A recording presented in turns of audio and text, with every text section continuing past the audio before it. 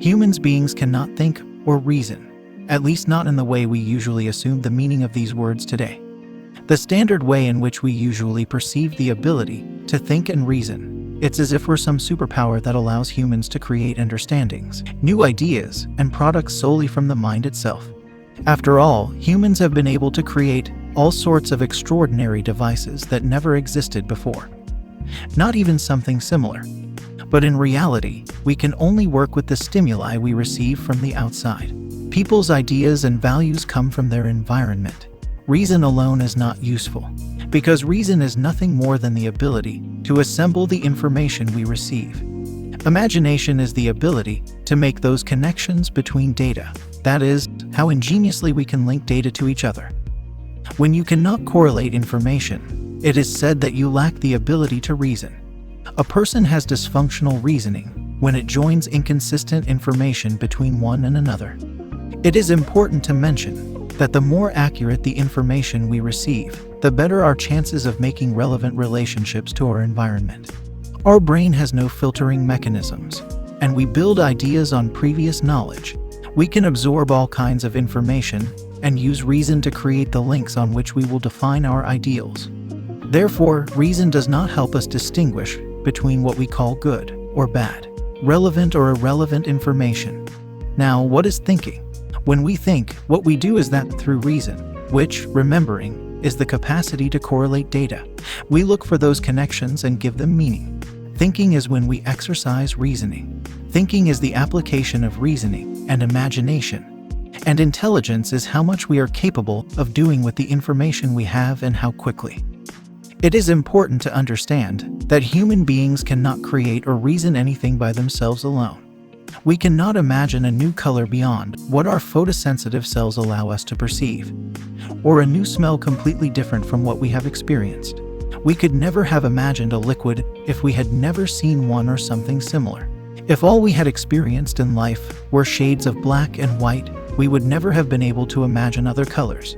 And this can make us think, well, if humans can only create from incoming information and can't give rise to anything by processes of the mind alone, how are people able to invent radically new things that didn't exist anywhere before, like the camera, weapons, or video? In this talk from 1999, Jacque Fresco tells us how these revolutionary inventions can occur. And at one lecture I remember at Princeton, I was trying to say that human beings cannot think or reason. This is a psychology department and sociology. Well, one of the individuals stood up, one of the staff, and he said, all right, where did the camera come from? There were no cameras at one time. Someone had to think about a camera. It just doesn't come out of the thin air. And after doing a lot of work, many years ago in ancient Egypt, or if you live out in the country, or have lived out in the country, if there was a hole in the barn wall, that is, a nut was knocked out, the cows on the outside appeared on the wall of the barn, upside down. And in Egypt, you went in this dome to see the upside down world. There was a little hole here, and the daylight came in, and you saw people walking upside down on the wall. That is essentially the box hole camera. A camera, the simple camera without a lens, is just a little hole in a box. And somebody said, well, how can I see that image? And they used a transparent membrane back here, and they could see the upside down head or a person or a cow. And they asked this question, if only I can retain that image. Well, that isn't the answer. That's just a question.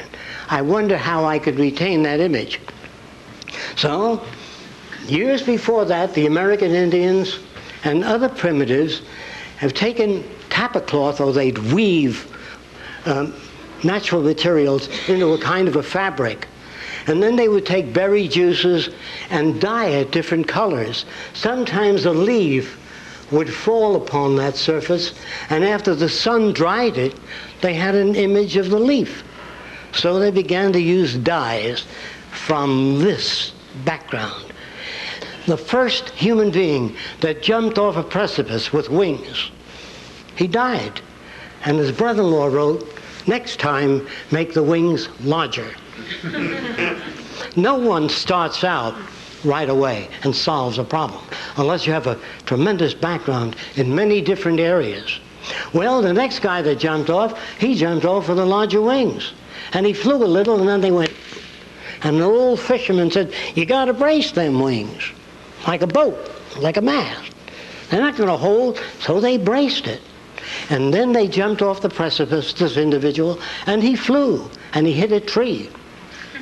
And he hurt his leg real badly. And his wife said, you know, John, a fish has a rudder. Good point. And they stuck the rudder on the airplane. Well, if man can't think or reason, where did the movie camera come from?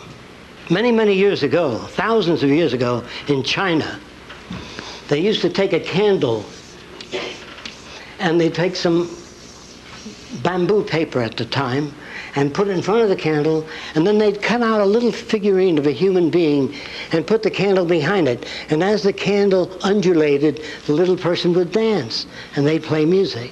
That was the beginning. How did that happen? Some guy had a candle and a piece of paper, and he was just happened to be behind it, and his finger appeared to move on the screen. And so he extracted or built upon that phenomena. Then later something interesting occurred. The Chinese used to take these tremendous scrolls and open them up. Well, they then later taped, or they wired, or they used gut and tied many pages together and built a kind of a pad. But in order to get to a particular page, the Oriental would mark the corner of the page so that they can find with a symbol. And as you flip through the pages fast, that little dot would jump all over the place. Well, years later, an individual drew various successive pictures of a bird in flight and put them down on the corner of the paper and flipped it. And the little bird wings began to move up and down. Well, a Frenchman saw that, and he took little pieces of cardboard and he put them in a circular pattern. I'm going to try to get it down as clear as I can quickly. And he put a crank up here that you turn, and the little pictures would go around the circle. And the Chinese had something like this also, and they had a bamboo interrupter that would just hold the picture for a few seconds, a second, less than a second. As you turned it, a man appeared to move across the screen. Well, a French machined that out of brass, did a beautiful job, and when you turned the crank, the person walked with smoother motions rather than these abrupt motions.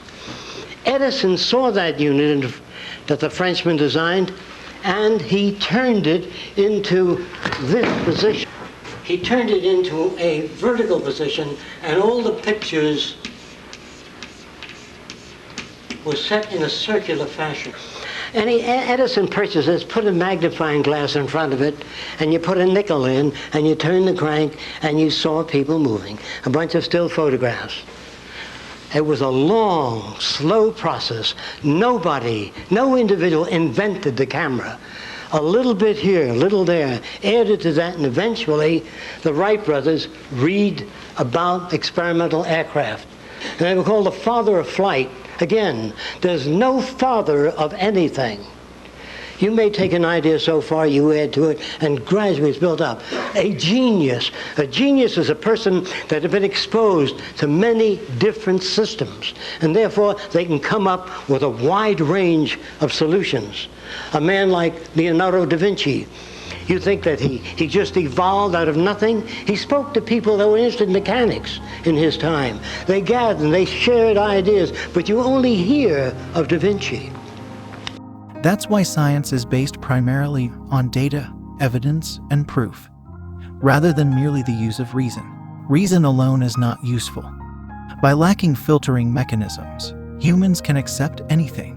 Given the way our minds work, we could all have been Nazis or, just like the vast majority today, defend man-made laws and prisons as the best solution to our problems. See unemployment as a problem, police systems as a great measure of order, money as a necessary system, or politics as the solution to our troubles. Just as before, the burning of so-called witches was defended, or the government by kings was widely accepted.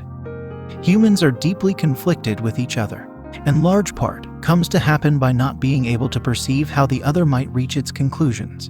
By lacking the information they had to understand them, we invented words that describe an attitude to which we ascribe personal values based on our experiences, and which do not provide a real understanding of what is behind such behaviors.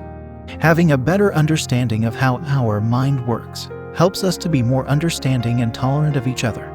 We have learned to understand and accept the world under very deficient information influences. Just as we consider most of the assumptions about the world of our ancestors to be primitive, so will ours be for the inhabitants of the future. We must question, whenever we can, our links to reality that we have forged over time, recognizing that many of our ideas are based on very imperfect sources of analysis. Childhood is so important because it is here when we will forge our first links to reality, the first foundations for our ideas. The first law of thermodynamics states that matter is neither created nor destroyed, it is only transformed. I say that mind cannot create, it can only transform.